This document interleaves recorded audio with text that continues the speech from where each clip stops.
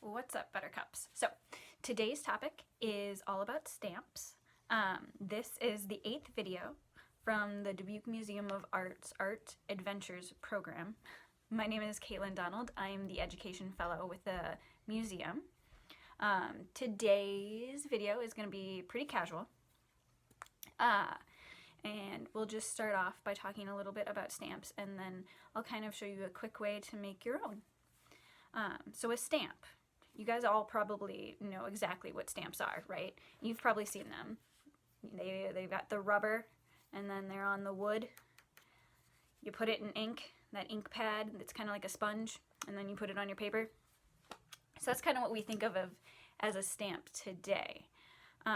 But the first couple of stamps were made about 8,000 years ago, and I'll show you in this book, in a place called Mesopotamia. And I know I've talked about it a lot. I love ancient art. So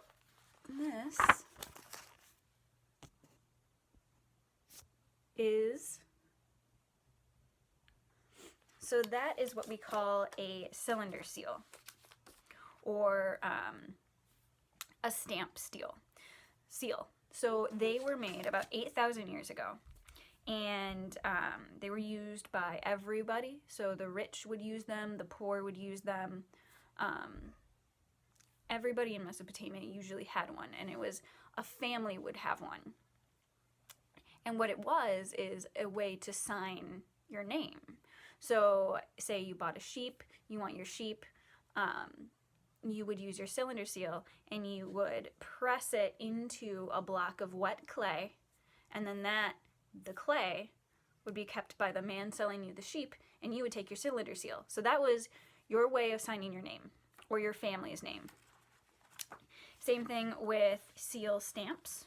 Seal stamps are a little bit earlier than the cylinders, but and they're just stamps. So they would have, the family would own their own family stamp, and then whoever they were making an agreement with or signing a document or anything like that, this would be technically the document. Because remember, they didn't have paper back then.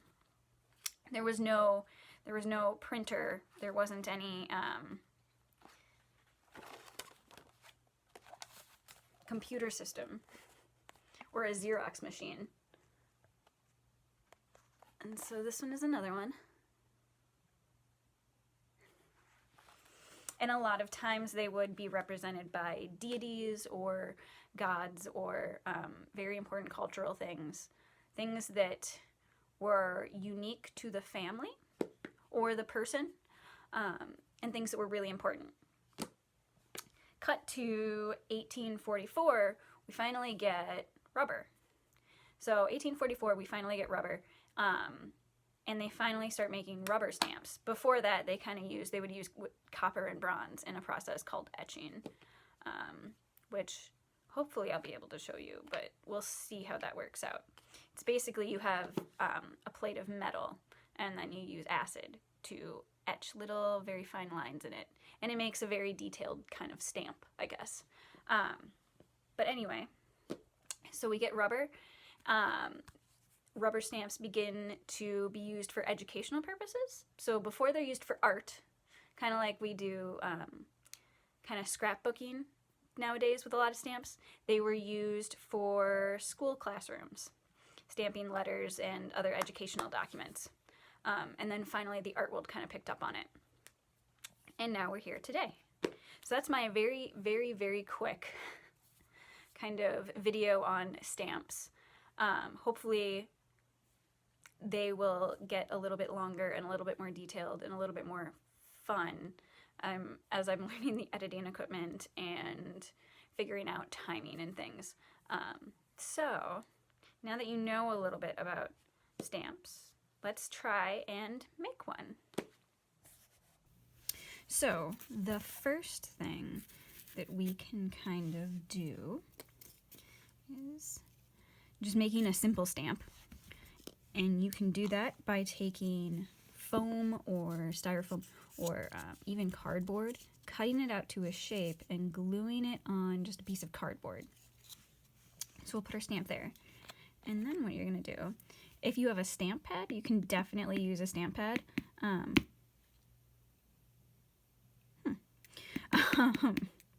This might be really old paint.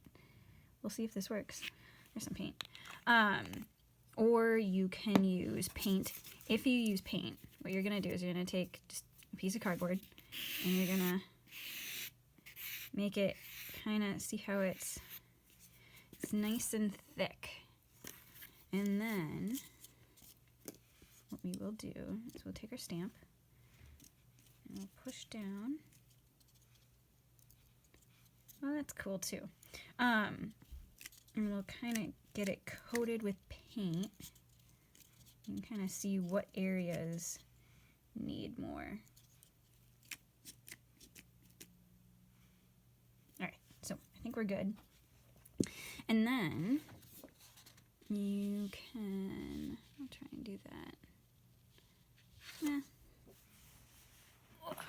We'll use one of these guys. So then you can, ooh, I moved him. You want to keep still, otherwise he gets kind of, your stamp will get, you can make as many as you want, forever and ever. And by ever and ever, I mean until this thing probably falls apart, because again, it's made out of cardboard and foam. But it's still cool. So while you guys are doing that, I want you to think about why you would want to make multiples of something. Why would we need multiples of one thing? For me personally, it's because I get really attached to my artwork. And so if I sell a piece or I give away something, I still like to have it with me because, again, I really care about my artwork and I put a lot of work into it and a lot of soul. And so I like having multiples because of that. If you don't want to do a stamp or you don't have the materials, what you can do, and I kind of did this, is you can make your own cylinder seal, or I guess draw your own kind of name in what you think would be your Mesopotamian name, what your cylinder seal or your stamp seal would look like. Me, I love animals, and these are all the pets I've had. So I've had a ton of mice, and I think a ton of rats actually too. But I've had turtles. Right now we have a snail named Herbie. I've had a snake named Herbert. I have 3 frogs. You met 2 of them in one of the earlier videos. And I've had a lot of fish.